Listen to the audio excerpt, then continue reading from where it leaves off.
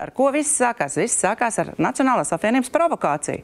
Un mēs vai ierosinājumi vai provokācija, kā kurš sauca, bet bija tur gājiens arī Nacionālās apvienības. Valsts valoda nav provokācija.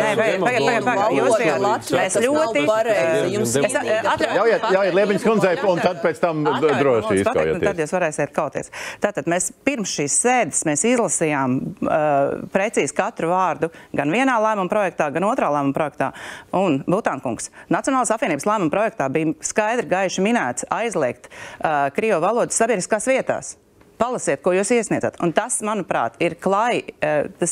Ko jūs citu gaidījāt? Tātad, valsts valoda jūs dabujāt savu efektu. Baltiem cimdiem izturamies atļaujat man pateikt, Butānkungs, es jūs nepārtraucu. Viena lieta aizstāvēt latviešu valodu, otra lieta aizliegt krievu valodu, sabiedrisks aizstāvu. Tad, kad mēs atteicāmies no Krievijas gāzes, tad arī daudzi Kremļa valodas teica, ka tā ir provokācija. Līdzīgi bija ar valsts aizsardzības dienestu, ar Otavas konvenciju. Visu laiku tiek teikts, ka tā ir provokācija.